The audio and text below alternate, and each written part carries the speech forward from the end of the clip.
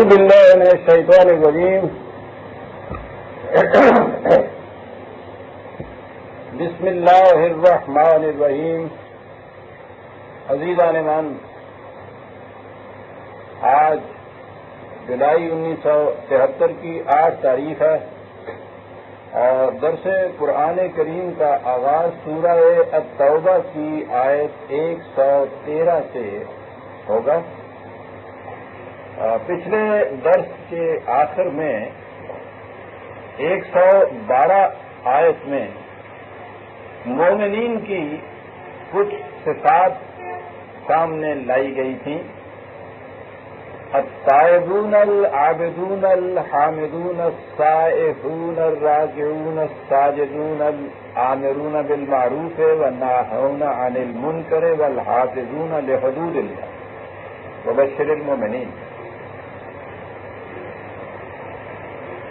میں نے عرض کیا تھا کہ قرآن کریم میں دیگر کئی ایک مقامات پر بھی، یعنی ویسے تو قرآن کریم میں بکھری ہوئی شکل میں تو مومنین کی صفات تو خداوندی کے ہی انداز میں علی حد بشریت مختلف مقامات میں بکھری ہوئی ہیں، لیکن بعض آیات ایسی ہیں جن میں انہیں ایک تسبیح کے دانوں کی طرح ایک رشتے میں پرو دیا گیا ہے یا انہیں جامع حیثیت سے سامنے لایا گیا ہے. تو میں نے عرض کیا تھا کہ اس آیت کے ساتھ ہی وہ 2-4 آیات بھی سامنے آ جائیں تو تصریف آیات کے اصول کے مطابق بات زیادہ واضح ہو جائے گی. اس میں سے ایک مقام 23/19 سورہ المؤمنین کی پہلی 9-8-9 آیات یہ پچھلے درس میں سامنے آ گئی ہے. قریب انہی کا اعادہ قرآن کریم نے سورہ المعارج میں کیا ہے. سورت کا نمبر ہے 70 لیکن وہاں انداز بڑا ذرا سا مختلف ہے. وہ قرآن کا خصوصی انداز جو میں کہا کرتا ہوں کہ وہ ہمیشہ بائی کنٹراسٹ تضاد کی روح سے اپنے مطلب کو زیادہ واضح کیا کرتا ہے. بات اس انداز سے اس نے پیش کی ہے، کہا ہے جہنم کے متعلق آیت ہے 70/17 سمجھ لیجیے 70/17 یہاں سے بات شروع ہوتی ہے. تدعو من ادبر وتولی، جہنم آوازیں دے دے کر بلائے گا اسے. 2 لفظ ہیں اس میں. عرض کیا جائے قرآن کی تو جو آیت بھی سامنے آتی ہے ایک آئینہ ہوتی ہے حقائق کا، اور اتنی سمٹی ہوئی شکل میں یہ چیز ہوتی ہے کہ اسے کھولتے چلے جائیے تو ایک زمانہ بنتا چلا جاتا ہے. آوازیں دے دے کر بلائے گا جہنم کسے؟ ادبر و تولی، یا تو وہ کہ جو جس کے سامنے صحیح نظام زندگی حق اور صداقت کو پیش کیا اور وہ پیٹ پھیر کر چل دیا. ٹھیک ہے، اس نے بھی انکار کیا، انکار اس کا کھلا ہوا تھا، وہ پیٹ پھیر کر چل دیا. ایک اور گروہ بھی ہے، وہ ہے تولا کا گروہ کہ جس نے گریز کی راہیں نکالی. اس نے انہیں وہ آوازیں دے دے کر بلائے گا. کون ہے یہ دو؟ ان کی نمایاں خصوصیت یہ بتائی کہ وہ جمع فاوعى، ان کی کیفیت یہ تھی کہ وہ مال کو جمع کرتے تھے، برتن میں ڈالتے تھے اور پھر اس کے اوپر ڈھکنا دے دیتے تھے، کہیں ہوا تک نہ اس کی نکلنے پائے. قرآن کا بنیادی اصول آپ کو معلوم ہے، وہ دولت کو ضروریات زندگی پورا کرنے کا ذریعہ قرار دیتا ہے، اسے جمع رکھ کر دوسروں کو ضروریات زندگی سے محروم نہیں کرتا۔ اصول اس کا انفاق ہے، پوری محنت سے پیدا کرو اور جو کچھ پیدا کرو اس میں سے اپنی ضرورت کے مطابق لے کر باقی دوسروں کی ضروریات پورا کرنے کے لیے کھلا رکھو۔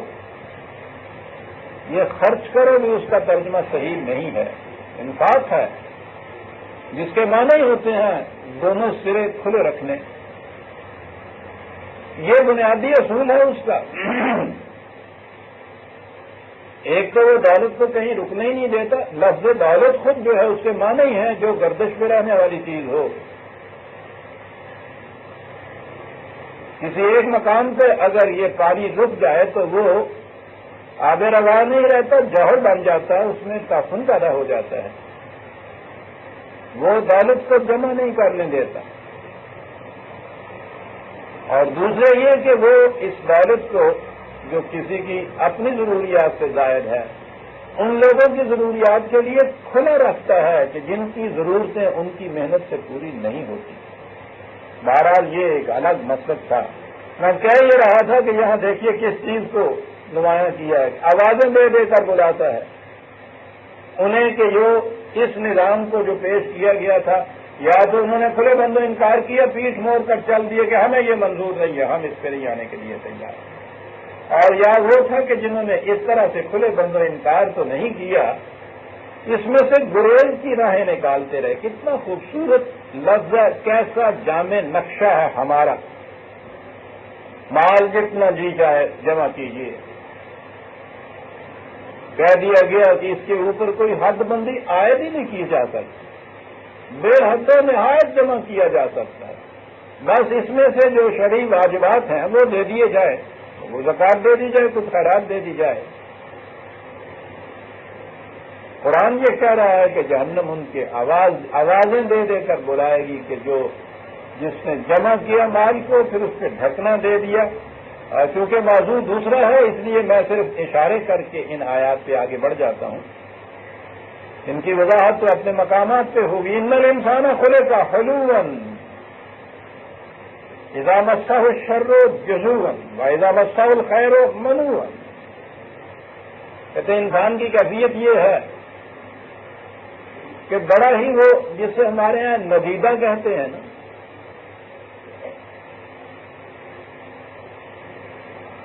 سیر چشمی جس کے اندر نہ ہو، استغنا نہ ہو، چھڑ دلا ہو، بے حوصلہ ہو، تنگ نظر ہو، بھوکی جس کی نہ مٹے، ایک لفظ کے اندر یہ سب باتیں آ جاتی ہیں۔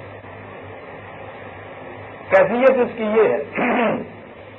پھر ضمن ایک سوال آ گیا یہاں کہ انسان ایسا واقع ہوا ہے، ہمارے ہاں ایک عام چیز ہے، اسلام دین فطرت ہے۔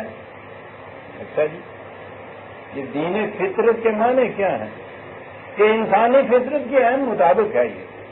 بہت اچھا جی، یہ انسانی فطرت جو ہے یہ کیا ہے؟ کہ انسان جیسا پیدا ہوتا ہے اگر باہر کے خیالات اس کو متاثر نہ کر دیں تو جن خیالات پر وہ پھر آگے بڑھے گا وہ عین فطرت کے مطابق ہوں گے اور وہ عین اسلامی ہوں گے۔ تو میں نے عرض کیا تھا اس کے متعلق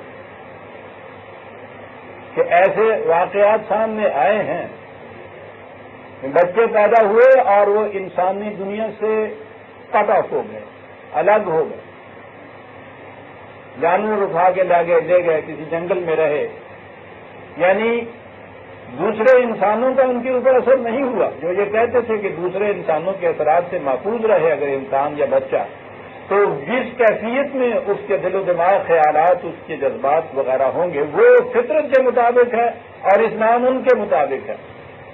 ویسے تو اس کا خود تجربہ اکبر نے کیا تھا، یہ دیکھنے کے لیے کہ اس کی فطرت کیا ہوتی ہے، حادثہ کے طور پر کئی بچے انڈیا میں یہ چیزیں ہوئی تھی، بچے جنگلوں سے ملے تھے، اور اب تو سائیکالوجسٹ جو ہے ہمارے ہاں، سائیکالوجسٹ جو ہیں وہ تو اپنے ہاں جیسے کہتے ہیں لیبارٹری میں یا کلینک میں یہ تجربے کرتے ہیں کہ بچے پہ خارجی ماحول کے اثرات نہ ہونے دیے جائیں تو وہ کیا ہوتا ہے۔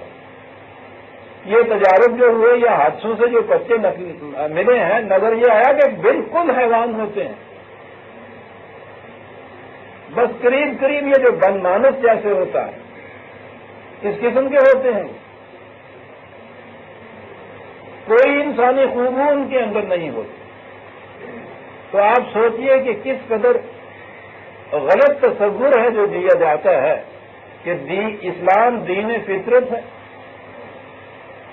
یعنی انسانی فطرت کے مطابق، اور انسانی فطرت وہ ہے کہ جس پہ بچہ پیدا ہوتا ہے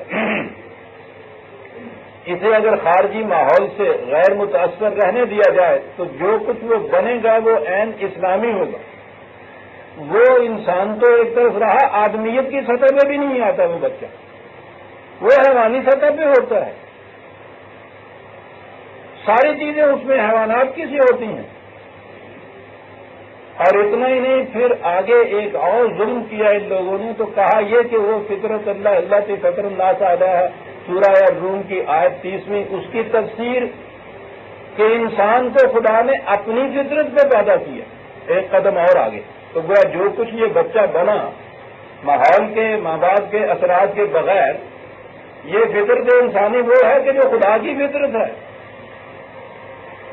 آپ دیکھتے ہیں کہ بنیاد میں ایک اینٹ غلط رکھ دی جائے، ٹیڑھی رکھ دی جائے تو تا سریا میروت دیوار تک، آسمان تک دیوار ٹیڑھی چلی جاتی ہے، ایک کے بعد دوسرا ردا غلط لگا ہوا ہے، چلا ہوا ہے، اور پھر چلے جا رہے ہیں 1000 برس سے ایک بات کو کہتے ہوئے، سوچتے ہی نہیں کہ ہم کیا رہے ہیں۔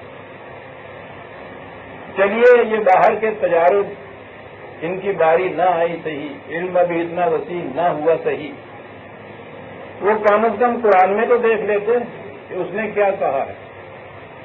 قرآن کریم میں جہاں بھی آل انسان آتا ہے اور اس کے متعلق کچھ کہا جاتا ہے، وہ بیان ہی وہی چیزیں ہیں جو یہ بچے بن کے آئے تھے جن کا میں نے ابھی ذکر کیا ہے، بالکل حیوانی سے بات۔ تو ان مقامات میں یاد رکھیے آل انسان سے مراد ہے وہ انسان کہ جو وحی نے، ضابطۂ اخلاق نے جو چیزیں دنیا میں دی ہیں، جو ان کے تابع اپنے آپ کو نہیں رکھتے، جو ان کی سیرت و کردار بنتی ہے، جو جذبات ان کے اندر پیدا ہوتے ہیں، قرآن نے وہ جذبات گنائے ہیں کہ انسان کو اگر علی حالہ ہی چھوڑ دیا جائے تو وہ ایسا ہوتا ہے۔ اور یہ ایک مقام نہیں ہے، متعدد مقامات میں یہ چیزیں آئی ہیں، اور ان مقامات کو اگر اکٹھا کر دیا جائے تو آپ دیکھیں گے کہ وہ بالکل ایک حیوان، ایک درندہ، ایک جانور نظر آتا ہے اس میں، وہی صفات اس کے اندر جن کو اینیمل انسٹنکٹس آپ کہتے ہیں، حیوانی جبلتیں، بالکل ان کا مرکب ہوتا ہے، وہی ہے جو قرآن نے ذکر کیا ہے انسان کے متعلق۔ جلد باز پیدا ہوا ہے، لغم پیدا ہوا ہے، ظلم پیدا ہوا ہے، ظالم ہے، جاہل ہے، تو یہ انسان کے متعلق کہا ہے قرآن نے۔ تو آل انسان پھر یہی ہے نا جس سے یہ کہتے ہیں کہ وہ فطرت پہ پیدا ہوتا ہے۔ جب قرآن کہتا ہے غلے کا پیدا ہی کیا ہوا اس قسم کا، تو پھر پیدائش کے اعتبار سے تو وہ ایسا ہوتا ہے۔ یہ کہتے ہیں پیدائش کے اعتبار سے وہ اسلام پر ہوتا ہے، وہ دین فطرت پر ہوتا ہے، وہ فطرت اللہ پر ہوتا ہے، اور فطرت اللہ والا انسان، اور چھوڑ دیجیے خلق الانسان حلوبا، تو یہاں کہا ہے قرآن نے۔ ایک ہی چیز آپ دیکھیے، انسانیت کی خوبصورتی جسے ہم کہتے ہیں، وہ فرق جو غالب نے 2 لفظوں میں کہا تھا نا کہ بس کے دشوار ہے ہر کام کا آسان ہونا، آدمی کو بھی میسر نہیں انسان ہونا، تو اس نے تو آدمی اور انسان میں فرق کیا تھا۔ قرآن کریم لفظ انسان کا ہی استعمال کرتا ہے اور کہتا یہ ہے کہ انسان کو اگر علی حالہ ہی چھوڑ دیا جائے تو اس کی کیفیت یہ ہوتی ہے انہ کھانا ظلم جہولا قرآن کہتا ہے ان کے متعلق. کہنے سے مطلب یہ تھا کہ قرآن میں جہاں یہ چیزیں آئی ہیں کہ انسان کو ایسا پیدا کیا گیا ہے، اس کے معنی یہ ہیں انسانی فطرت نہیں ہے. یاد رکھیے، انسان کی کوئی فطرت نہیں ہے. فطرت اس اٹل خصوصیت کو کہتے ہیں جس کے بدلنے کا اسے اختیار نہ ہو. پانی کی فطرت ہے نشیب کی طرف بہنا، آگ کی فطرت ہے گرمی پہنچانا. فطرت مجبور کی ہوتی، ایک خصوصیت اس کے اندر رکھ دی جاتی ہے جسے وہ بدل نہیں سکتا. جسے صاحب اختیار بنایا گیا ہو اس کی فطرت نہیں ہوتی، اس کے اندر پوٹینشیلٹیز ہوتی، اس کے اندر کچھ بننے کی صلاحیتیں ہوتی ہیں، اور یہ پھر اسے کہہ دیا جاتا ہے کہ اس بننے کے لیے یہ چیزیں تو ہم بتاتے ہیں کہ ایسا ایسا کرو گے تو یہ اس قسم کی صلاحیتیں تمہاری ڈیولپ ہو کے تمہیں یہ بنا دیں گی. جو کچھ قرآن کے مطابق بننا ہوتا ہے اسے وہ مومن کہتا ہے. وہ اقبال کے الفاظ میں بڑی جامع چیز ہے. قرآن کے متعلق اس نے کہا ہے اور میں سمجھتا ہوں اس سے جامع ایک مصرے میں کچھ اور نہیں کہا جا سکتا. وہ کہتا ہے کہ قرآن آنچ حق می خواہد آنچ سازت پورا. خدا جو چاہتا ہے کہ تو اس قسم کا کچھ بن جائے، قرآن تجھے اس قسم کا بنا دیتا ہے. انسان فطرت کے لحاظ سے اس قسم کا بنا ہوا پیدا نہیں ہوتا، اس میں بننے کی صلاحیتیں ہوتی ہیں. لقد خلقنا الانسان فی احسن تقویم. پوٹینشیلٹیز کے اعتبار سے جو صلاحیتیں ہم نے دی ہیں یہ تو احسن تقویم میں تھا. تمہارا بدنا ہوا اسفل سافلین ہے، یہ کمبخت اپنے آپ کو پسترین درجے میں لے جاتا ہے. فطرت والا تو نہ اپنے مقام سے اونچا ہو سکتا ہے، نہ نیچے ہو سکتا ہے، نہ اس میں تبدیلی پیدا کر سکتا ہے. نیچر کہتے ہیں اس کو، یہ لاز آف نیچر جنہیں آپ کہتے ہیں قوانین فطرت، اٹل قوانین فطرت. جتنی اشیاء کائنات فطرت کے قوانین پہ چل رہی ہیں وہ ان میں تبدیلی پیدا ہی نہیں کر سکتی. تو یہ سارے تصورات آپ کے ہاں باہر سے لائے ہوئے مستعار تصورات ہیں اور وہ عین اسلام بنا کے دکھا دیے گئے ہیں. پہلے دور میں تو چل جاتی تھی بات، اب جو علم اور تحقیقات اس قدر وسیع ہو رہی ہیں، یہ اسلام جو آپ پیش کرتے ہیں دنیا کے سامنے وہ اس کا مذاق اڑاتے ہیں. میرا اور آپ کا نہیں عزیزان مانی، آپ اسے خدا کا دیا ہوا اسلام کہہ کے دنیا کے سامنے پیش کرتے ہیں جو عام دنیاوی علم کی مہت پر کسوٹی پر بھی پورا نہیں اترتا. آپ سوچئے کہ ہم نے اسلام کے خلاف کتنا بڑا ظلم کیا ہوا ہے. بات اور آ رہی تھی تو ضمن بات سامنے آتی ہے، جی نہیں چاہتا اسے چھوڑ کر آگے نکل جانے کو. ان میں انسانوں کو لے کر حلوم، ان کی کیفیت یہ ہے انسان کی کہ اس قدر بے صبرا سے واقع ہوا ہے. اذا مسہ الشر جزوعا واذا مسہ الخیر منوعا. ذرا سی تنگی آتی ہے تو واہ ویلا مچانا شروع کر دیتا ہے. جزا کہتے ہیں ویسے سب کچھ ہوتے سوتے یہ کہتے ہیں ہے نہیں مر گئے ڈٹ گئے، وہ تھوڑی سی تکلیف آنے والا جو کچھ کیا کرتا ہے. کہتا کیفیت اس کی یہ ہے کہ ذرا سے بھی کوئی چیز اس کے خلاف منشا، ذرا سی تکلیف کی کیفیت ذرا پیدا ہو تو چیخنے چلانے لگ جاتا ہے کہ صاحب ہے نہیں مر گیا. اور جب ذرا خوشحالی کی کیفیت آتی ہے تو اس وقت بجائے سے کہ یہ سوچے کہ ایسے اور بہت سے لوگ ہیں کہ جن کے پاس نہیں ہے اور میرے پاس اتنا ظاہر پڑا ہوا ہے کہ صرف کرنے کے لیے جگہ کوئی نہیں مجھے اس سے ملتی، لیکن کیا کیفیت ہوتی ہے منوعن، وہ پھر روک کے بیٹھ جاتا ہے.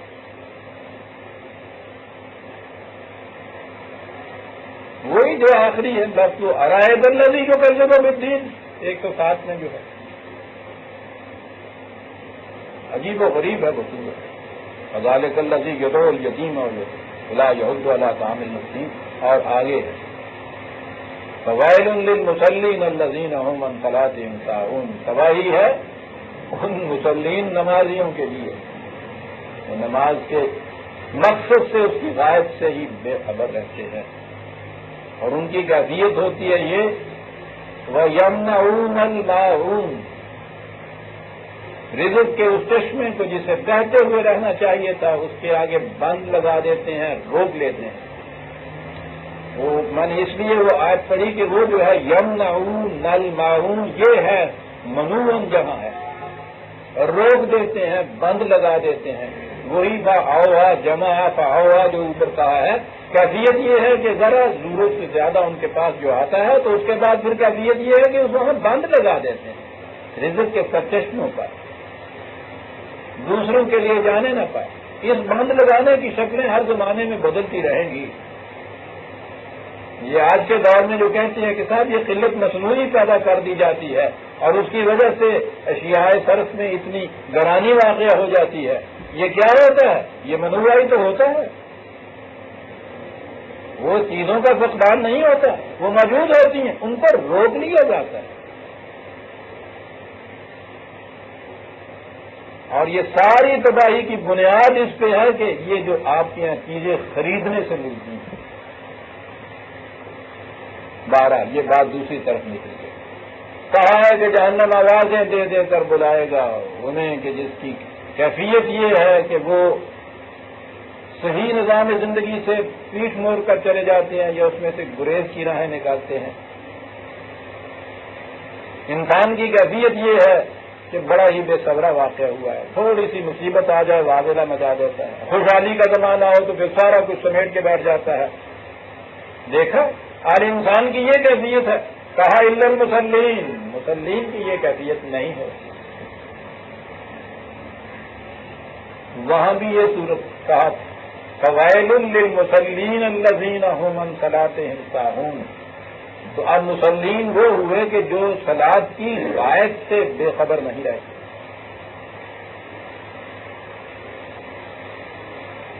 اسے سامنے رکھنے ایک صلاۃ نہیں اس نے یہ کہی ہے کہ ہم یراؤون، وہ صلاۃ یہی جانتے ہیں جو کچھ کوئی دوسرا دیکھ سکتا ہے نا، وہ جو مرئی اس کے ویزیبل جو حرکات و سکنات اس کی ہوتی ہیں وہ ہے صلاۃ۔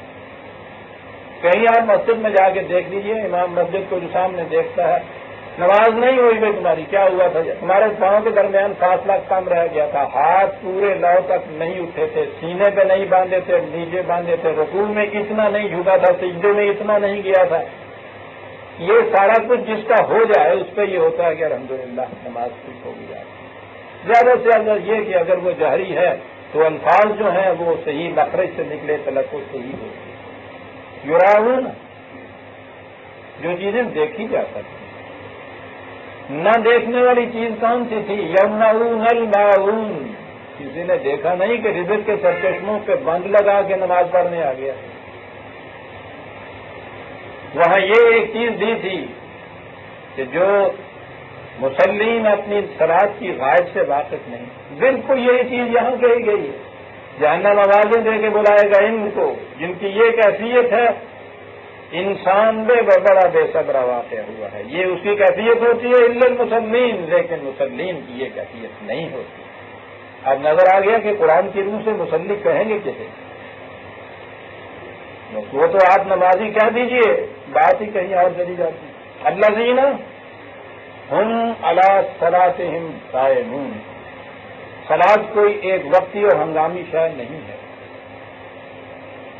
یہ تو زندگی کی پوری روش کا نام ہے۔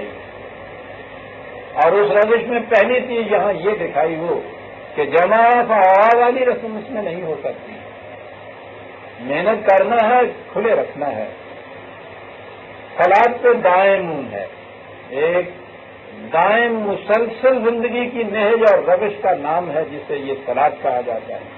والذین فی اموالہم حق معلوم للسائل والمحروم، دیکھیے کنٹراسٹ اس کا تضاد آ گیا ہے۔ صلاۃ یہ ہے، وہی جو وہاں کہا تھا، دین کی تکذیب وہ کرتا ہے کہ وہ ان کا احترام نہیں کرتا کہ جو تنہا رہ جاتے ہیں، جتھے اور پارٹی والوں کا احترام ہوتا ہے، جو اپنی محنت سے اپنی ضروریات پوری نہیں کرتے، ان کے رزق کے سامان کے لیے تحریک نہیں کرتا، یہ بھی نہیں، خود بھی نہیں کوئی دیتا، پھر تحریک بھی کرنے کی ضرورت ہے، یہ نظام قائم کرنا ہے اس کے لیے۔ اور یہاں بھی وہ اس کے برعکس کہا کہ یہ مسلی وہ ہے کہ فی اموالہم حق معلوم للسائل والمحروم، ان کے مال میں حق ہے اور حق کے معلوم ہے، کوئی ڈھکی چھپی بات نہیں ہے یہ۔ سائل اور محروم، سائل تو وہ صاحب احتیاج ہوتا ہے کہ جو کچھ تو اس کی ضرورتیں پوری ہو جاتی ہوں اپنی محنت سے اور کچھ باقی رہ جاتی ہیں، تو محروم ایسے معذور ہوتے ہیں کہ جو کچھ بھی نہ حاصل کرنے کے قابل ہوں۔ ان سب کے لیے مسلمین کے مال میں ایک حق ہے، ایز اے رائٹ اس میں سے یہ لے سکتے ہیں، خیرات کے طور پہ نہیں، اور وہ حق کے معلوم ہے، ریکگنائزڈ ہے اور معلوم ہے اس۔ والذین یصدقون بیوم الدین، یہ میں نے کہا تھا کہ مومنین کی صفات جہاں بھی چلی آ رہی ہیں، اور یوں وہ خدا کے قانون مقاصد عمل کو سچ کر دکھاتے ہیں۔ یہ جو مصدق والی بات قرآن نے کہی ہے یہ بڑی عظیم چیز ہے۔ ایک تو صرف مان لینا ہے نا کہ میں اسے سچ مانتا ہوں، ابتداً اس کی ضرورت ہے کہ کسی شے کو پہلے آپ سچ مانیں، لیکن اتنا ہی کافی نہیں ہے۔ اس کے بعد یہ ہے کہ جس چیز کو آپ سچ کہتے ہیں اسے اپنے عمل سے سچ کر دکھائیں، اسے کہتے ہیں مصدق۔ یہ جو قرآن کریم کے متعلق یہ ہے مصدقا لما بین یدیہ، پہلے کتاب سے کہا ہے جس کا ترجمہ ہمارے ہاں کیا جاتا ہے کہ یہ تصدیق کرتا ہے اس کی جو کچھ کے پہلی کتابوں کے اندر ہے۔ ان سے کہا جاتا ہے کہ یہ خود ہی تو بار بار کہتا ہے کہ ان میں تحریف ہو چکی ہے، انہوں نے وسعت کر دیا ہے، بدل کے رکھ دیا ہے، تبدیلیاں کر دی ہیں، وہ اپنی اصلی شکل میں نہیں رہی، تو پھر یہ ان کی تصدیق بھی ساتھ کرتا ہے۔ وہاں یہ ہر جگہ جہاں یہ لفظ آیا ہے قرآن میں دیکھیے مصدق آیا ہے، اس کے معنی یہ ہے کہ دعوے ان میں بھی کیے جاتے ہیں کہ خدا کی تعلیم کو ماننے والوں کی یہ کیفیات ہوں گی، وہ سربراہ ہوں گے، وہ اعلان ہوں گے، ان کو دنیا میں تمکن ملے گا، ان کی زندگیاں نہایت معزز اور مکرم ہوں گی، خوشحالی ہوگی، یہ سب دعوے ہیں ان میں۔ کہتا یہ ہے کہ ان کے اندر دعوے ہیں۔ یہ قرآن وہ ہے جو ان دعاوی کو جو تمہارے ہاں بھی موجود ہیں سچ کر دکھائے گا۔ یہاں بھی یہ کہا ہے کہ والذین یصدقون بیوم الدین، زبان سے صرف اقرار نہیں کرتے، اور اگلی چیز بھی یہ نہیں ہے کہ زبان دل سے تصدیق کرتے ہیں، نہیں، وہ اپنے عمل سے، اپنے کاموں سے، اپنے زندگی سے ان کو سچ کر دکھاتے ہیں۔ والذین هم من عذاب ربهم مشفقون، اور وہ ان قوانین کی خلاف ورزی کے جو تباہ کن نتائج ہیں ان سے ہمیشہ ڈرتے رہتے ہیں، محتاط رہتے ہیں۔ ان عذاب ربهم غیر معمول، کیونکہ وہ جانتے ہیں کہ اس قانون کی روح سے جو تباہیاں آتی ہیں ان سے کہیں بھی انسان کو امن نہیں مل سکتا، کہیں بچ کے نہیں جا سکتا، کوئی جگہ ایسی نہیں ہو جہاں اس کو ان سے حفاظت مل جائے، امن مل جائے۔ والذین هم لفروجہم حافظون، وہی دہرایا جا رہا ہے جو پہلے سورہ المومنون میں آئے تھے، عصمت کی حفاظت کرنے والے۔ تو قرآن میں بڑا زور دیا گیا ہے، جیسا میں نے پچھلی دفعہ بھی عرض کیا تھا کہ اب تو یہ چیز محض اعتقادی اور نظری نہیں رہی۔ یورپ کی ان اقوام میں جنہوں نے اب اس عصمت کے پھاٹک کھول دیے ہیں، کوئی بھی حد باقی نہیں رہ رہی تھی، ان کے ہاں کی بھی تحقیق یہ ہے کہ امن آخر میں لکھتا ہے اپنی کتاب کے کہ جو قوم بھی چاہتی ہے کہ وہ انسانیت کے اس مقام بلند کو حاصل کر لے جس کا کر سکنا ممکن ہے اس کے لیے مقدم چیز ہوگی کہ وہ اپنے عصمت کی حفاظت کرے۔ تو قرآن کریم نے اس لیے اس کو زور دیا۔ یہ ایسی چیز نہیں ہے کہ سوسائٹی مل کے جس قسم کا قانون جی چاہے اس کے لیے بنا دے، بلکہ وہ حفاظت کرتا ہے اور بار بار یہ کہتا ہے اللہ علی ازواجہم او ما ملکت ایمانہم فانہم غیر ملومین. میں نے پچھلی دفعہ بتایا تھا یہ بیویاں یا اس دور کی وہ لونیاں جن کو بعد میں بیویوں کا سٹیٹس دے دیا گیا تھا، بس یہ ہے طریق اس کا، اس کے سوا کوئی اور طریقہ نہیں ہے. فمن ابتغى وراء ذلك فاولئک هم العادون. اس سے الگ کوئی طریق بھی جو اختیار کیا جائے گا تو وہ سرکشی ہوگی قوانین خدا بندی سے. اور پھر آگے کوئی صفت آئی والذین هم لاماناتهم وعهدهم راعون. وہاں بھی تھا اپنی ایمانات کی اور اپنے وعدوں کی اور وعدوں کی بڑی ہی پاسداری اور پابندی کرتے ہیں. ان الفاظ کے معنی پچھلی دفعہ سامنے آ گئے تھے. والذین هم بشہاداتهم قائمون. وہ لوگ جو شہادت کے لفظی معنی تو نگرانی کے ہوتے ہیں، کسی چیز کو اپنی آنکھوں سے دیکھ رہا ہوتا ہے جو، اور اس کے بعد اس کے عام معنی ہوتی ہیں کہ جہاں کوئی بات نظائی ہو، جو چیز کسی کی دیکھی ہوئی سچی بات ہے وہ وہاں وہ سچی بات کہہ دے. عدل کا مدار شہادت پر ہوتا ہے. وہ جج وہ تو ایک ایک واقعہ کو دیکھتا نہیں ہے، دیکھ سکتا نہیں ہے،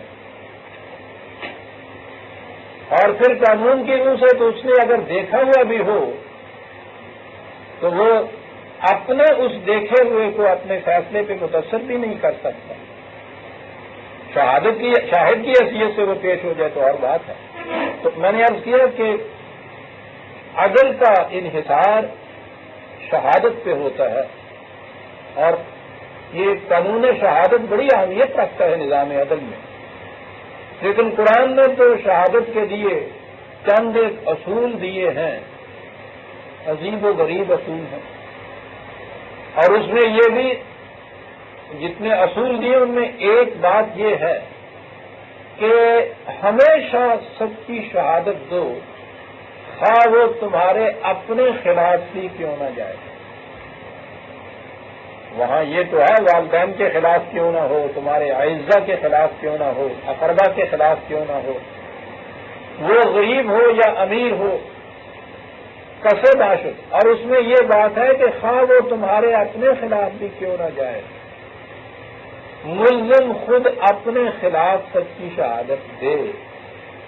میں کہتا ہوں اس سے عدل کا تقاضا پورا کرنے کے لیے اس سے بہتر اور بھی کوئی طریق ہو سکتا ہے، اور اس سے آسان تر، سہل تر، کم از کم وقت کے اندر، کم از کم الجھنوں کے اندر. یہ جتنی پیچیدگیاں پیدا ہوتی ہیں عدالتوں میں فیصلے کے لیے، دیانتداری سے بھی جو جج بیٹھے ہوتے ہیں وہ شہادات کی وجہ سے پیدا ہوتے ہیں. نظام عدل کی جب بات آئے گی تو میں عرض کروں گا قرآن نے اس بات میں کیا کچھ نہیں کہا. شہادت کے متعلق میں نے عرض کیا ہے کہ وہ وہاں تک جاتا ہے کہ ملزم خود اپنے خلاف شہادت دے. والذین هم بشہاداتہم قائمون. اور شروع میں بھی یہ کہا تھا کہ علی صلاتہم دائمون، آخر میں بھی کہا ہے والذین هم علی صلاتہم یحافظون. دائمون بھی ہے، یحافظون بھی ہے.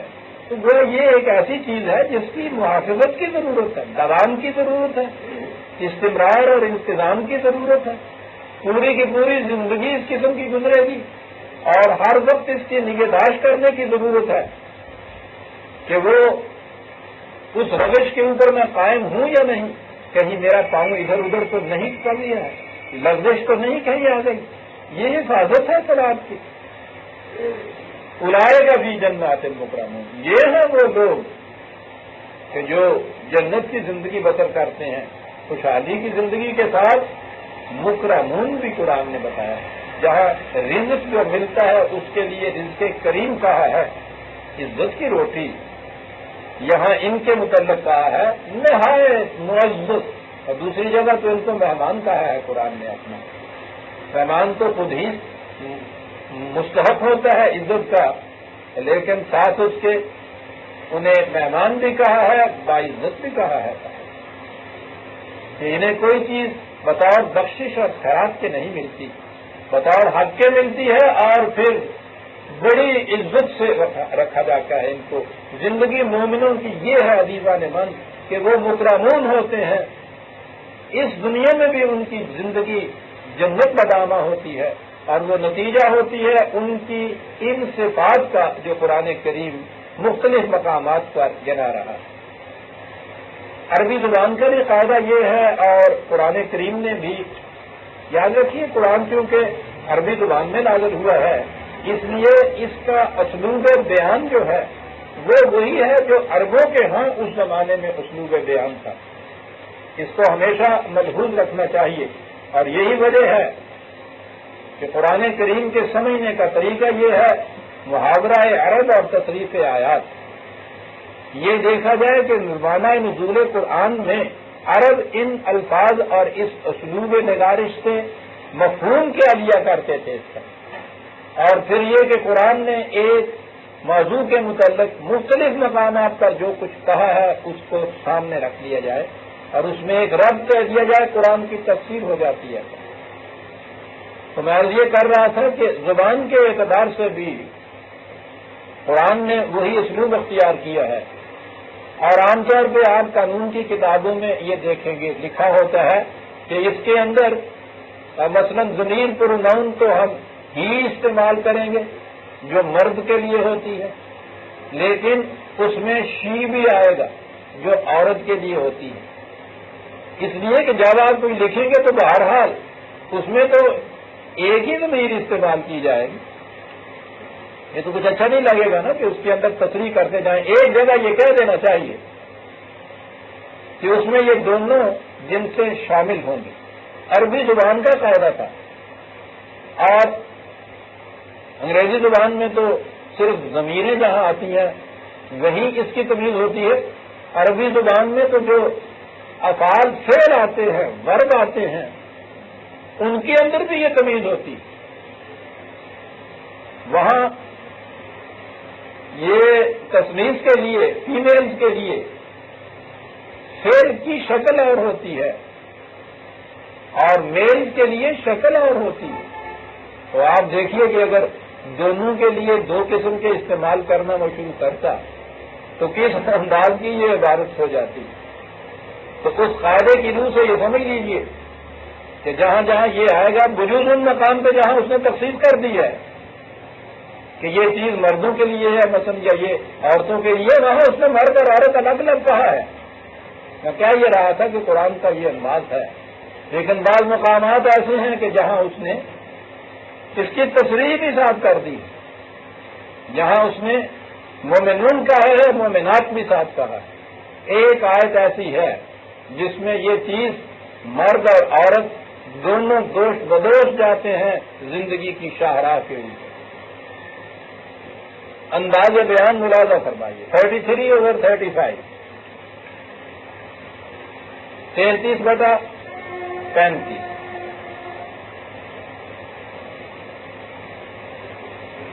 پوری آیت پہلے میں تلاوت کر دیتا ہوں۔ ان المسلمین والمسلمات والمؤمنین والمؤمنات والقانتین والقانتات والصادقین والصادقات والصابرین والصابرات والخاشعین والخاشعات والمتصدقین والمتصدقات والصائمین والصائمات۔ آپ جانتے ہیں نا یہ تیز ان کے ساتھ آ رہی ہے، یہ خواتین ہیں، یہ عورتوں کے لیے آتا ہے وہاں، اور یہ پہلے جو آتا ہے یہ نون جس میں آ رہا ہے یہ مردوں کے لیے آتا ہے۔ والمتصدقات والصائمین والصائمات والحافظین فروجہم والحافظات والذاکرین اللہ کثیرا والذاکرات اعد اللہ لہم مغفرۃ واجرا عظیما۔ کہتے ہیں جی وہ ٹھیک ہے جی، الرجال قوامون علی النساء کا ایک فکرہ کہیں سے یاد کر لیا، کچھ پتہ نہیں ہے کہ زبان کے اعتبار سے بھی اس کے معنی یہ کیا ہے۔ مردوں کو خدا نے صاحب عورتوں کے اوپر داروغہ بنایا ہوا، حاکم بنایا ہوا، ڈال کے رکھا جائے گا۔ یہ پست واقع ہوئی ہیں، ان کا دماغ بھی بہت چھوٹا سا ہوتا ہے۔ اور ارسطو جیسا حکیم تو ساری عمر یہ کہتا رہا کہ صاحب مرد کے منہ میں 32 دانت ہوتے ہیں، عورت کے منہ میں 28 ہوتے ہیں۔ اتنا بڑا فلاسفر اندازہ لگائیے کیفیت بعض اوقات کیا ہو جاتی ہے انسان کی۔ خیر مسلمے کے طور پر باقیوں کے ہاں تو ہمیں ضرورت نہیں کہ گردش کریں. ہمارے ہاں یہ چیز مسلمہ مانی جاتی ہے کہ عورت اور مرد کا درجہ ایک کا نہیں. آپ اندازہ لگائیے آیت قرآن کوئی صفت ایسی نہیں ہے کہ جس میں عورت کو کمتر درجے پہ رکھا ہو یا چھوڑ دیا ہو. اور وہ تو میں ابھی عرض کروں گا وہ سائحون جو تھا قرآن میں سیاحت کرنے والے وہاں تو سائحون ہے. یہ دوسری جگہ سائحات بھی ہے. اس میں بھی اس نے عورت کو نہیں مستثنا کیا. سیاحت کرنے والے. جی صاحب درس کے دوران میں سوال نہیں کیا جاتا ہمارے ہاں. سوال کے لیے بعد میں تشریف لائیے گا اس کی ہم یہ چیز بتائیں. جی درس کے دوران میں کیا جائے گا تو سارے خلفشار ہو جائے گا نا. اس کے لیے بعد میں وقت ہوتا ہے. میرے پاس تشریف لائیے گا میں یہیں ہوتا ہوں. جتنا جی چاہے پوچھیے گا.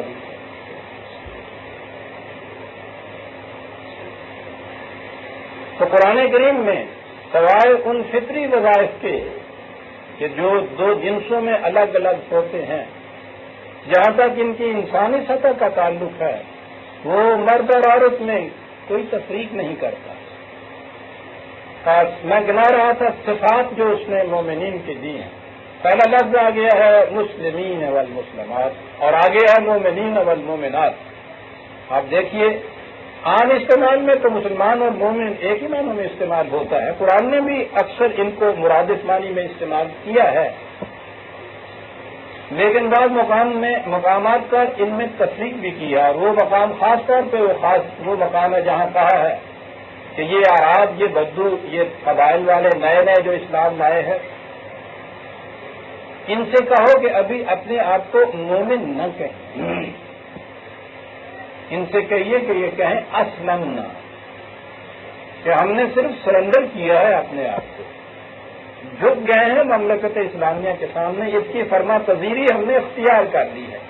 اس کے سٹیزن ہو گئے یوں کہیے لیکن مسلمان ہوگا. سٹیزن تو اس کے غیر مسلم بھی وہاں ہوتے ہیں. اسلام لائے ہیں لیکن کہا کہ ابھی ان سے کہو یہ نہ کہیں کہ ہم مومن ہیں ایمان لائے ہیں. اس لیے کہ ولما یدخل الایمان فی قلوبہم ایمان ان کے دل کی گہرائیوں میں نہیں اترا. تو گویا قرآن نے خود تصریح کر دی ہے مسلمان یعنی جب یہ لفظ ان معنوں میں آئے گا تو مسلم میں اور مومن میں یہاں دونوں چیزیں آئی. مسلمان مرد اور عورت مومن مرد اور عورت اگلا درجہ تو ہے. والقانتین والقانتات یہ پہلے بھی آ چکے ہیں الفاظ. قناعت ہوتا ہے قانت ہوتا ہے جو اپنی توانائیوں کو اس مقام پر صرف کرے جس مقام پر صرف کرنے کے لیے انہیں دیا گیا ہے.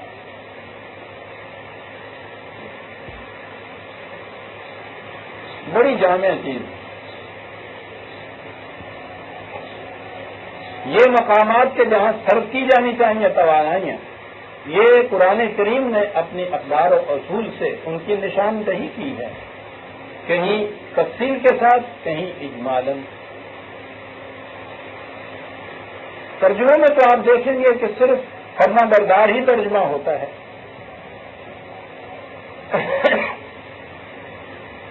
لیکن قرآن کے الفاظ اور عربی زبان کے الفاظ ان معنوں میں مرادف نہیں ہوتے کہ بیان ہی کوئی معنی ہو کسی دوسرے لفظ کا. یہ تو زبان کا بڑا نقص ہوتا ہے. ان میں شیڈز کا فرق ہوتا ہے معنی کا. بہرحال قانتین اور قانتات جو اپنی صلاحیتوں کو انہی مقامات میں صرف کریں جہاں صرف کرنے کے لیے ان سے کہا گیا ہے. والصادقین والصادقات یہ ہے صادق سچ کہنے والے صداقت کی شہادت دینے والے صدق پر قائم رہنے والے. بڑی چیز. والصابرین والصابرات اور اس راستے میں جتنی مشکلات بھی سامنے ان کے آئے ان پر استقامت اور استقلال سے ثبات سے جم کر کھڑے رہنے والے. صبر کے معنی یہ ہوتے ہیں صبر شکر کرنے والی گل نہیں میری سادے ہوئی انتہائی بیزارگی کا عالم یہاں انتہائی عزم کا عالم ہوتا ہے، عظیمت کی انتہا ہوتی ہے جسے صبر کہتے ہیں کہ معنی ہوتے ہیں کہ تیروں کی بچھاڑ ہو رہی ہو اور وہ یوں کھڑا ہے جیسے پتھر کی چٹان ہوتی ہے، اسے یہاں کہتے تھے وہ صبر نہیں آتی ہے۔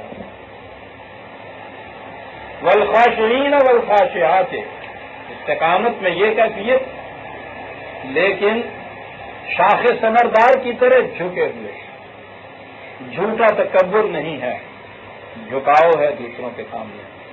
والمتصدقین والمتصدقات، بس صادق تھا صرف، یہاں متصدق ہے۔ متصدق کے معنی ہوتے ہیں اندر ضرورت اپنا سب کچھ نچھاور کر دینے والا۔ پہلی چیز آئی تھی نا کہ مومنوں نے بیچ دیا ہے خدا کے ہاتھوں اپنا سب کچھ۔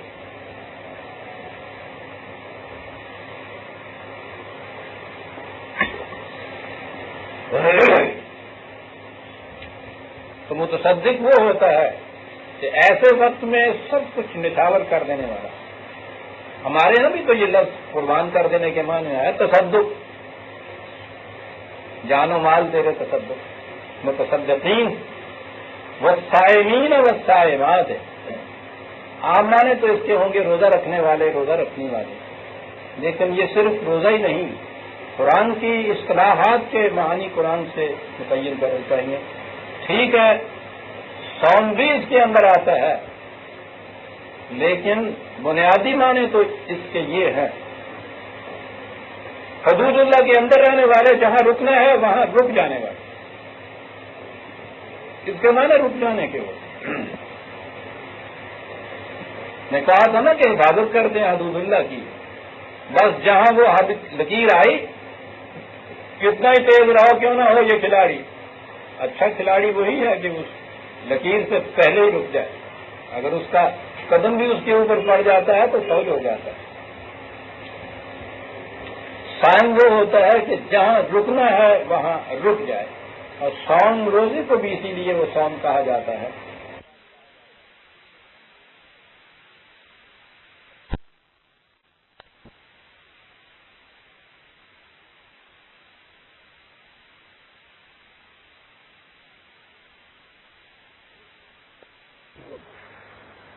رک جائے، اور صوم روزے کو بھی اسی لیے وہ صوم کہا جاتا ہے کہ کہا یہ ہے وہاں کہ اس دوران میں تم نے ان حلال چیزوں سے بھی رک جانا ہے جو عام حالات میں جن کے کھانے پینے میں کوئی بات نہیں ہوتی۔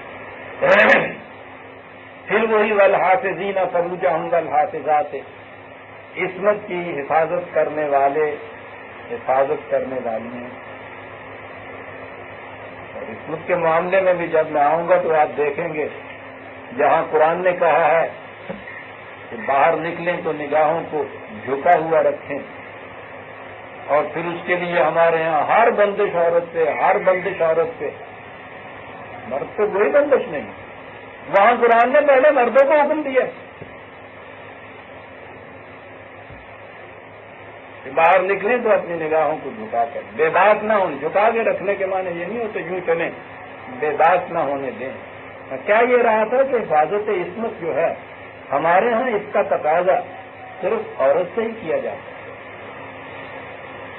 اور اب تو معاشرہ ایسا آ گیا ہے کہ اس کے اندر تو خاص طور پہ یہ لڑکوں کے لیے، مردوں کے لیے تو یہ سوال ہی نہیں ہے کہ ان کے لیے بھی ضروری ہے کہ حفاظت عصمت کریں۔ اگر کہیں کبھی کوئی شکایت کرتی ہے بیوی میاں سے کہ لڑکے کے متعلق کچھ سوچو، کچھ کرو، آوارہ ہوتا چلا جاتا ہے، پتہ نہیں کہاں راتوں کو رہتا ہے، اس طرح سے تو بالکل اس کا اخلاق بگڑ جائیں گے، یہ ہو جاتا ہے، بڑی لائٹلی کہہ دیا جاتا ہے بولی اس عمر میں ایسا ہوا ہی کرتا ہے، چلیے یہ ہوا ہی کرتا ہے جی۔ اور اس کے مقابلے میں باہر لڑکی کے متعلق جو حفاظت ہوتی ہے وہ تو جانتے ہیں آپ، وہی میں کیا یہ رہا تھا، یہ نہیں ہے کہ معاذ اللہ لڑکیوں کو بھی یہ اجازت دینی چاہیے، سوال یہ ہے کہ قرآن کریم یہ حفاظت جو ہے عصمت کی جہاں بھی ذکر کرتا ہے پہلے مردوں سے تقاضا کرتا ہے، اس کے بعد عورت سے تقاضا کرتا ہے۔ اور اصل یہ ہے کہ یہ ایک ایسا عمل ہے کہ اس میں اگر مرد رک جائے فواحش کا امکان ہی باقی نہیں رہتا.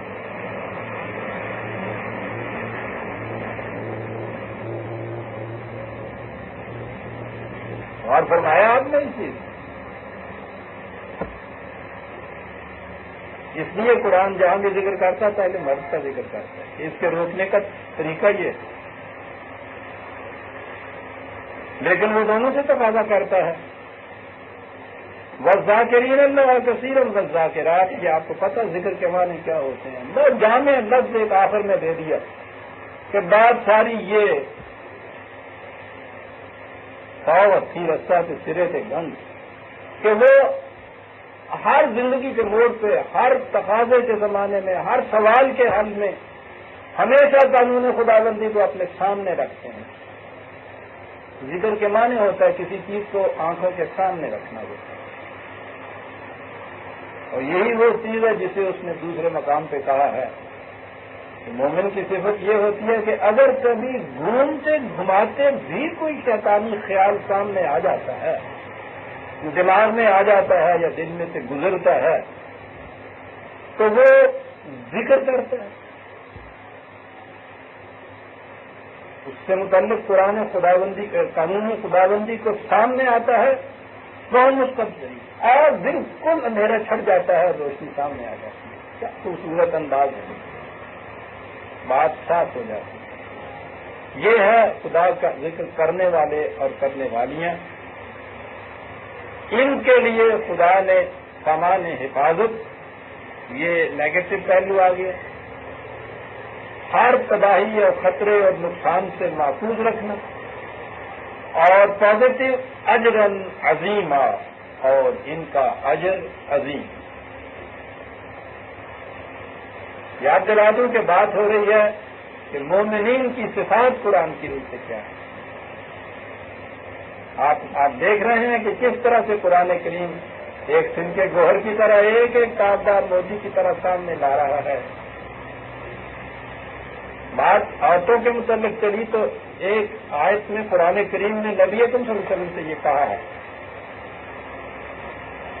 ازواج مطہرات کے متعلق جو سلسلہ ہے وہ تو لمبا ہے اور عرض کروں گا. وہاں بھی یہ کہا ہوا ہے مسلمات مومنات قانتات تائبات عابدات سائحات طیبات وابکار. 66/5 66/5 وہی الفاظ یہاں بھی آئے ہیں. مسلم مومن عورتوں کے لیے قانت تائب عابد، اور وہی سائحات. میں نے کہا تھا نا کہ یہاں 9/112 میں سائحون آیا ہے اور یہاں سائحات آیا ہے. عورتوں کے لیے بھی یہ چیز آئی ہے.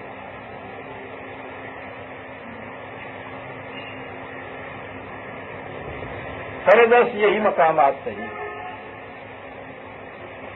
آپ دیکھیے کہ اس میں ایک فرد ہو یا افراد کی جماعت ہو، ان کا جس قسم کا نقشہ سامنے آتا ہے، اگر کوئی معاشرہ کوئی سوسائٹی اس قسم کے افراد پر مشتمل ہو تو وہ زندگی کیسی زندگی ہو.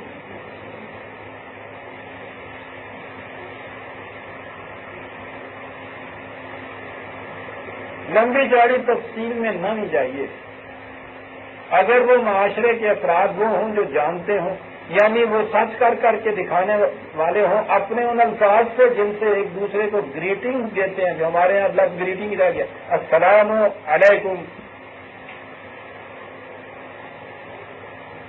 اور رد عمل علیکم السلام، جس کے معنی یہ ہے کہ ہر قسم کی سلامتی اور امن ہے تیرے لیے میرے ہاتھ.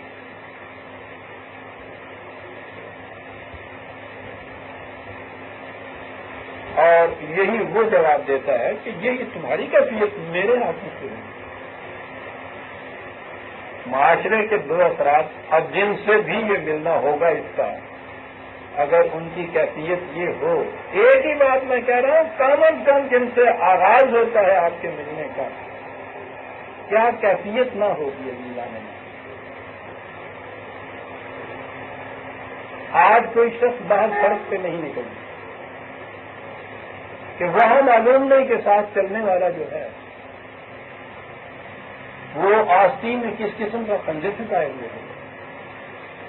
عزیزان من، دو بیل نہایت اطمینان سے سڑک پہ ایک دوسرے کے ساتھ چلتے جاتے ہیں. انہیں ایک دوسرے کے متعلق کبھی کوئی خدشہ وسوسہ نہیں ہوتا، بدظنی بدگمانی نہیں ہوتی. کبھی نہیں ہوتا کہ وہ چلے جا رہے ہیں، وہ کنکھیوں سے دیکھتے چلے جا رہے ہیں کہ یہ کہیں سے چھری تو نہیں نکال رہا. حیوانات کی یہ کیفیت ہے. چلتے ہوئے راستے کوئی اجنبی آپ کے قریب 2 قدم چلے تو آپ کو احساس ہو گیا نا کہ کیا کیفیت آپ کی ہوگی. حیوان تک محفوظ اور معمول دوسرے حیوان سے. اکیلے آپ جا رہے ہوں تو پھر بھی کچھ محفوظ اپنے آپ کو سمجھیں. کوئی ساتھ 2 قدم آ کے آپ کے ملا اور یوں چلنے لگا تو پوچھو ہی نہیں کیفیت آپ کی کیا ہو جائے.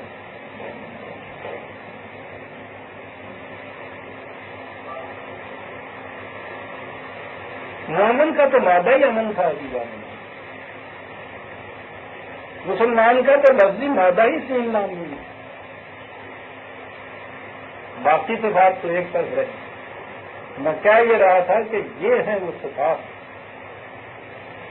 جن کے حامل افراد پر وہ معاشرہ متشکل ہوتا ہے جو یہاں نظام خداوندی قائم کرتا ہے. یہاں اس کے زیادہ سے زیادہ بھی اگر گفتگو ہوتی ہے نا تو اس کے قوانین کے متعلق ہوتی ہے، آئین کے متعلق باتیں ہوں گی، قانون کے عدیہ ہوتی ہے. قانون تو عزیزان من مستثنیات کے لیے ہوتا ہے، مجرموں کے لیے ہوتا ہے.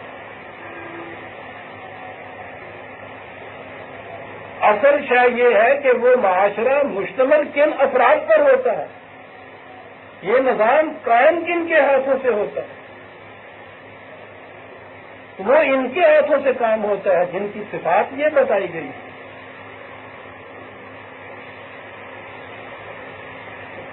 خود ان کے ہاتھوں سے قائم ہوتا ہے، پھر وہ اس قسم کا انتظام کرتے ہیں کہ جو آگے اس سلسلے کو اس طرح بڑھایا جائے تعلیم سے، تربیت سے، کہ اپنے ہماری ہر آنے والی نسل وہ اسی قالب کے اندر ڈھلی ہوئی ہے کہ پیدائش کے اعتبار سے جیسے میں نے عرض کیا ہے کوئی بھی مومن پیدا نہیں ہوتا، کوئی بھی کافر پیدا نہیں ہوتا. تعلیم کے لحاظ سے ایسا بنانا پڑے گا آپ کو. ہم نہ تو خود ایسے ہیں، نہ آنے والے بچوں کو ایسا بنانے کے لیے جیسا حتمی خواہ قرآن چاہتا ہے. کوئی کسی قسم کا ہمارے یہاں انتظام ہی نہیں. سوال جو کچھ وہ بن کے نکلتے ہیں اس کے ہاتھوں سب روتے ہیں اور ویسے ہی بناتے چلے جاتے ہیں. عجیب قوم ہے. ہوتا یہ ہے کہ جب قومیں اپنے سامنے کوئی نصب العام زندگی کا نہ رکھیں تو ان کی ساری عمر روتے پیٹتے گزر جاتی ہے. میں کہہ یہ رہا تھا کہ قرآن نے مومنین کی یہ صفات جلائیں اور وہاں کہہ دیا تھا ذاکرین، یہاں کہا ہے والحافظون لحدود اللہ. میں پھر آ گیا 9/112 پر. حدود اللہ کی حفاظت کرنے والا، اور ان حدود کا تعین قرآن کریم نے نہایت نمایاں حیثیت سے کر دیا ہے تاکہ کسی قسم کا التباس ہی نہ رہے، کوئی ابہام نہ رہے. یہ نہ ہو کہ پہچان نہ سکے ہم کہ یہ حد کہاں تھی اور کس قسم کی تھی. یہ ساری حدود موجود ہیں قرآن کے اندر، نمایاں حیثیت سے موجود ہیں.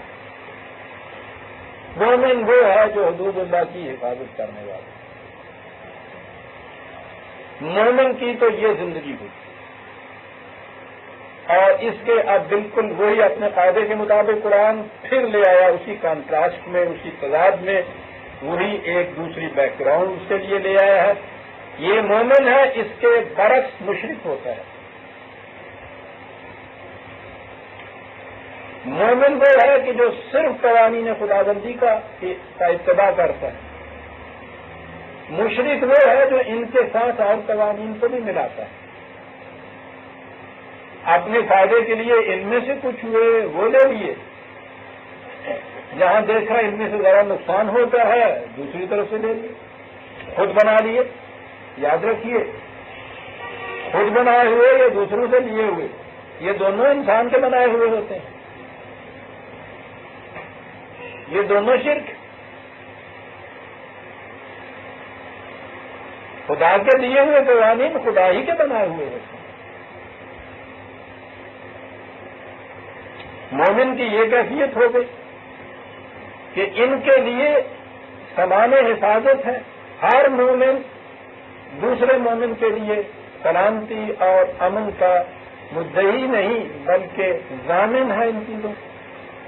ما كان للنبي والذين آمنوا أن يستغفروا للمشركين ولو كانوا أولي قربى من بعد ما تبين لهم أنهم أصحاب الجحيم. کہا کہ بعد اس کے کہ یہ بات یہ تبین لهم ہے.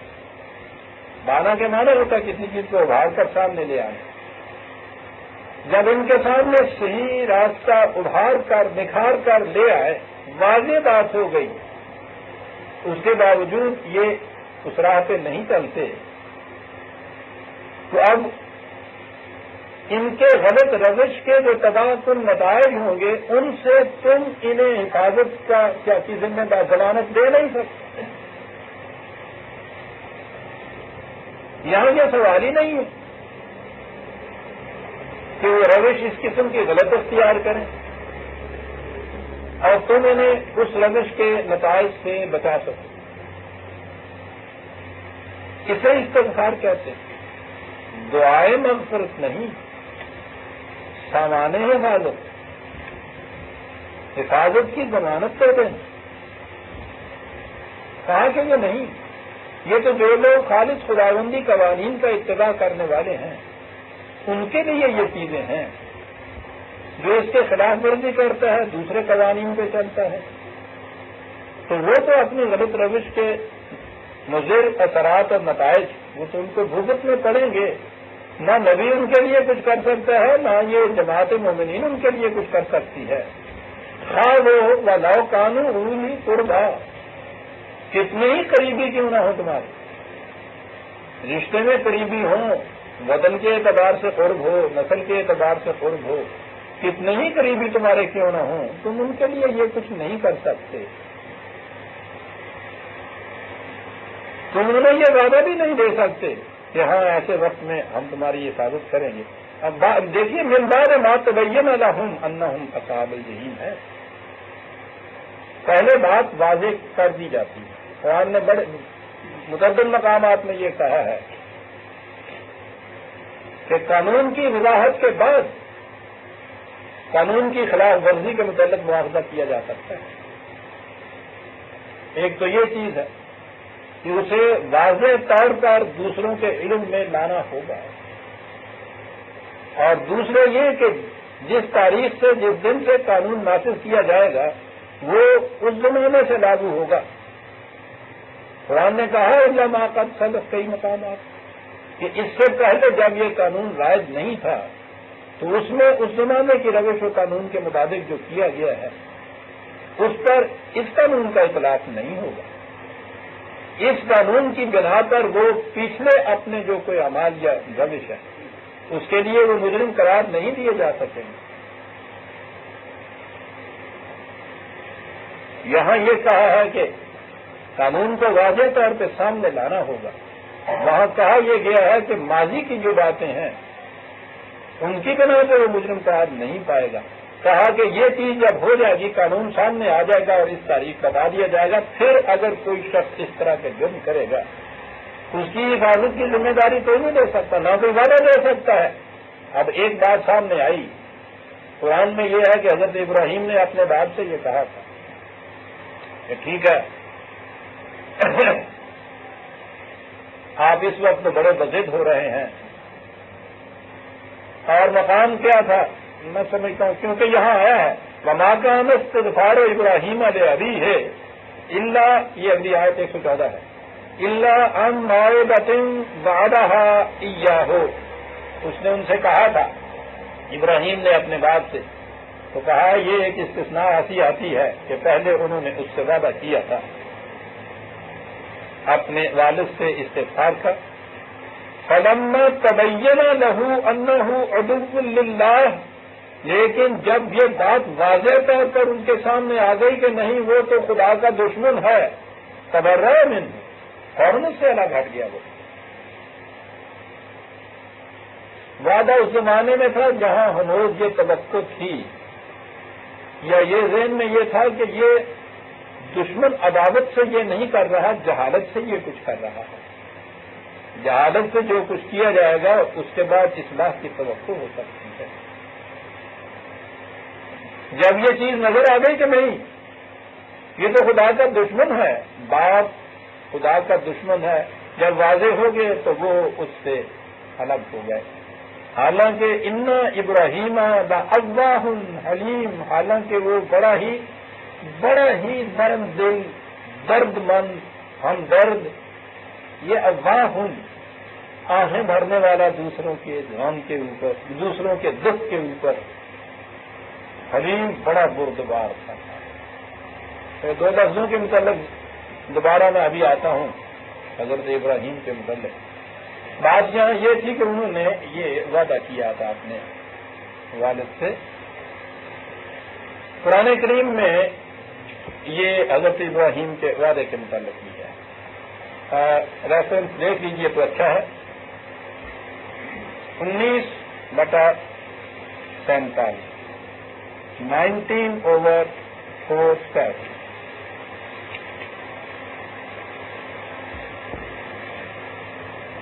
تقریب انداز چلا آتا ہے، وَاذْكُرْ فِي الْكِتَابِ إِبْرَاهِيمَ إِنَّهُ كَانَ صِدِّيقًا نَبِيًّا إِذْ قَالَ لِأَبِيهِ يَا أَبَتِ لِمَ تَعْبُدُ مَا لَا يَسْمَعُ وَلَا يُبْصِرُ وَلَا يُغْنِي عَنْكَ شَيْئًا۔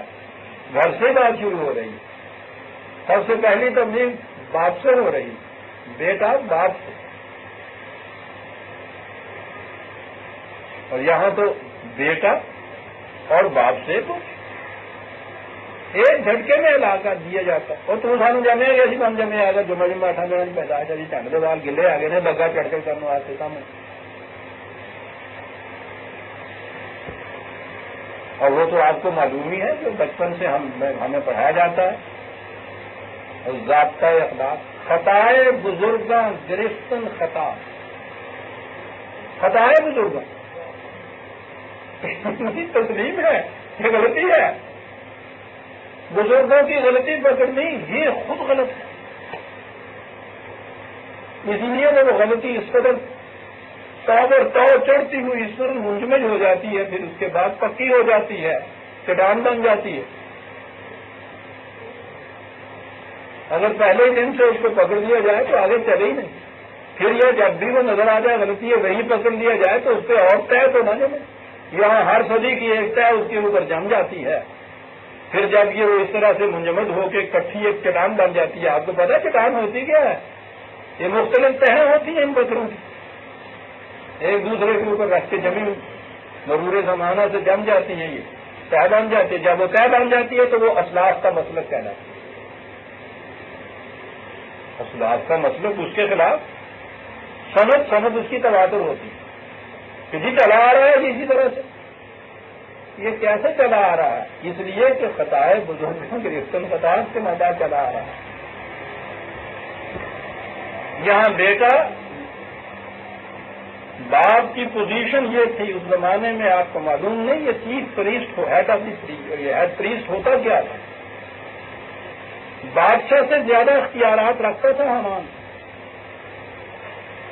یہ کیفیت، اتنا بڑا معزز، اتنا بڑا صاحب حکمت یہ عہدہ ہوتا، یہ تھا باپ، پھر باپ، اور ابراہیم تو پیدائشی بنیاد تھے کسی منصب کے لیے اس بات کے۔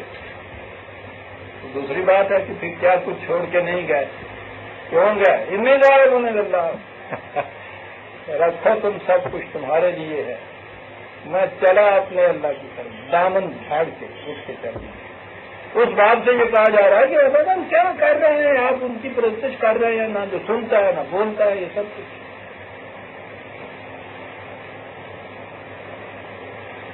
ضرورت ہے آپ ہو تو ایک بات کروں آپ سے،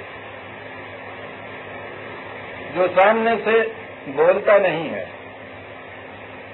اس کی پرستش، بدھ کی پرستش اس لیے ہوتی ہے نا، آپ کو پتا بدھ کی پرستش کیوں کرتا ہے؟ آپ وہ اسے ٹوکتا نہیں،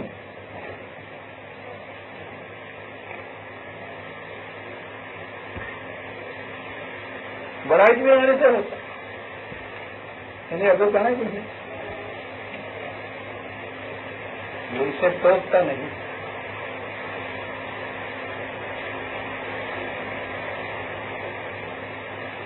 تو آپ کو معلوم ہے کہ آپ جس خدا کی معصومیت اختیار کرتے ہیں اس کی صفت کیا ہے؟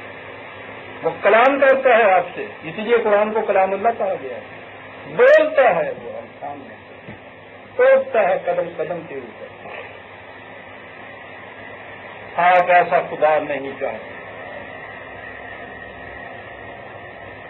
بہت پسند ہے بت جیسا خدا۔ کیا کرتے ہیں آپ خدا کی کلام کو؟ ناظرہ پڑھتے ہیں،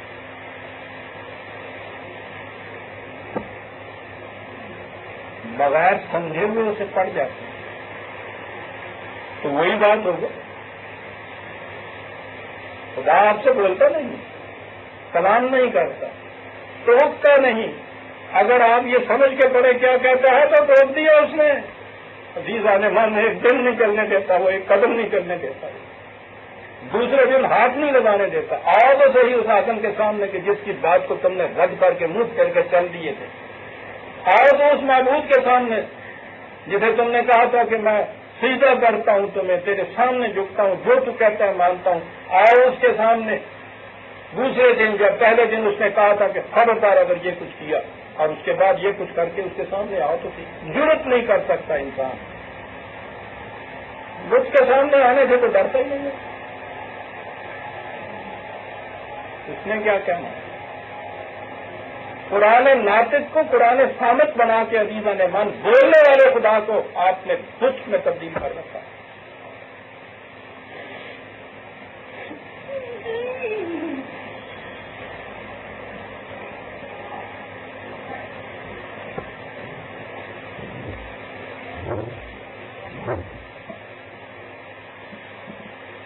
ہم اس کی بات سننے کی کتاب نہیں لگتا، ہم سننا چاہتے نہیں، فریب اپنے آپ کو دے رہے ہیں، جیسے وہ جا کے پرستش کر کے بت کی فریب دے کے آ جاتا ہے نا، بڑا کام کیا، بغیر سمجھے ہوئے قرآن کو پڑھ کے مطمئن ہو جاتے ہیں کہ ہم نے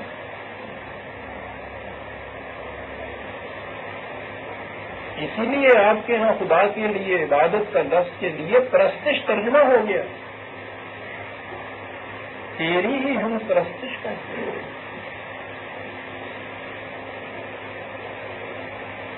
کہ مانے معصومیت اختیار کرنے کے، حکم ماننے کے تھے اس کے تم کہ لفظی مانیں گے نہ، حکم ماننا کسی کا، معصومیت ماننا ہو تو خدا زندہ ہوگا تو اس کا کریں گے، جو آپ سے کچھ کہے گا آپ اس کی سنیں گے،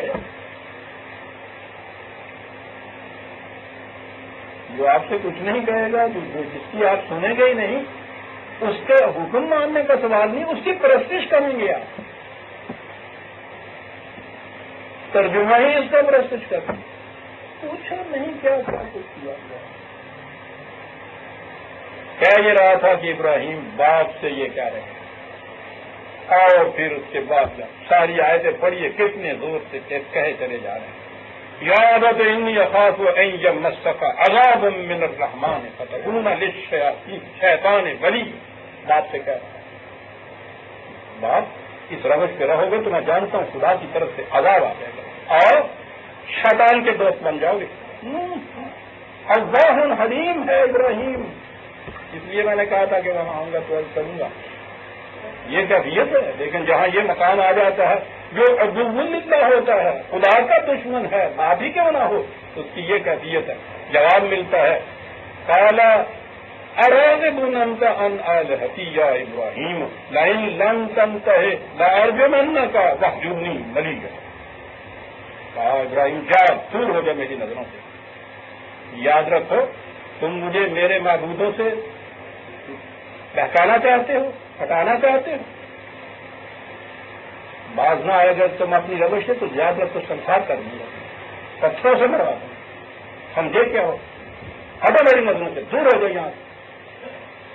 بات کی یہ کیفیت ہے, دل میں ابھی یہ چیز ہے کہ جہالت کی بنا پہ ایسا کہتا ہے.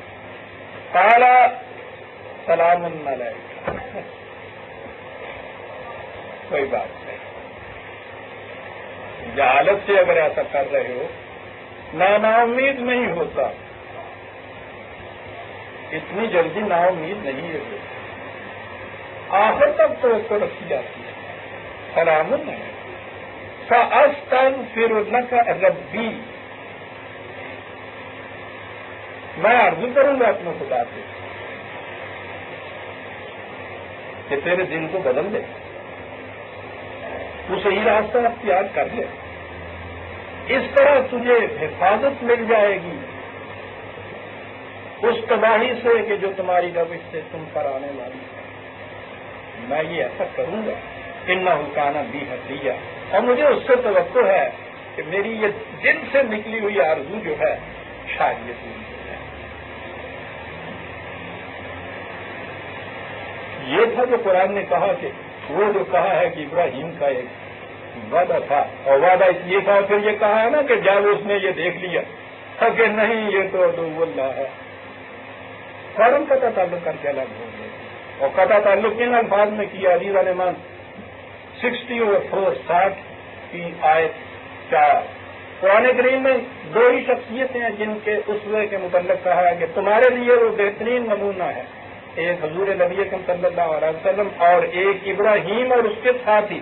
کانت لکم اسوۃ حسنۃ فی ابراہیم والذین معہ, بہترین نمونہ ان کی زندگی کے اندر کہاں کہا گیا, کیا بات پیش کی گئی آگے, کیا چیز تھی ان کی جس کے لیے کہا کہ دیکھیے بہترین نمونہ اس میں ہے. کس میں؟ اذ قالوا لقومہم, جو قوم خدا کی دشمن تھی اس سے اس نے کہا انا براء منکم ومما تعبدون من دون اللہ, تم اور یہ جو تمہارے معبود ہیں میں ان تمام سے دل برگشتہ ہو گیا. کفرنا بکم, میں انکار کرتا ہوں تمہارے ساتھ ہر تعلق کا. بدا بیننا و بینکم العداوۃ والبغضاء ابدا, تم میں اور مجھ میں ہمیشہ کے لیے ایک عداوت اور بغض پیدا ہو گیا. خدا کا دشمن میرا دوست کیسے ہو سکتا؟ ابداً کہا ہمیشہ کے لیے, لیکن آپ دیکھیے مومن کی احتیاط, کہا نہیں, ابداً نہیں. گنجائش ہے اس میں, آپ کو معلوم ہے گنجائش کیا ہے؟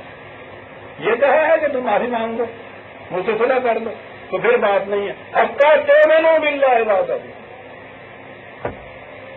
اگر تم بھی اسی خدا واحد کے اوپر ایمان لے آئے گے تو پھر بہرحال یہ ساری چیزیں بدل جائیں گی. یہ عدالتیں محبت میں بدل جائیں گی, یہ نفرتیں محبت میں تبدیل ہو جائیں گی. ایک ہی شرط, یہ عدالت ہے تو اس لیے کہ تم اس سے دشمنی کرتے ہو, وہ چھوڑ کے اس کے ہو جاؤ گے, گلے سے لگا لوں گا. کہا یہ ہے وہ اسوہ, وہ ہے روش ابراہیمی جو تمہارے لیے اسوہ حسنہ اپنے اندر رکھتے ہیں. جو تیرا دشمن ہے اس کا ہم سے واسطہ کیا ہے. اور آج یہاں سے آوازیں اٹھ رہی ہیں بار بار صاحب کہ دوستی کے ہاتھ بڑھاؤ ان سب کی طرف جو تمہارے بھی دشمن ہیں, تمہارے خدا کے بھی دشمن ہیں. جلی حروف میں لکھا جاتا ہے کہ اسٹیٹ کا ریلیجن اسلام ہوگا. عزیزان نے یہ شہادت گہے الفت میں قدم رکھنا ہے. لوگ آسان سمجھتے ہیں مقدمہ, جہاں تو سب سے پہلے گھر والوں سے شروع کیا جاتا ہے. صاحب ادیگرت کے رسد تو یہ تھی وہ چیز جو ابراہیم علیہ السلام کے وعدے کے ضمن میں آئی تھی. وقت ہو گیا ہے, آج سورہ التوبہ کی آیت 114 تک ہم آئے ہیں, 115 سے ہم آئندہ لیں گے. ربنا تقبل منا انك انت السميع العليم.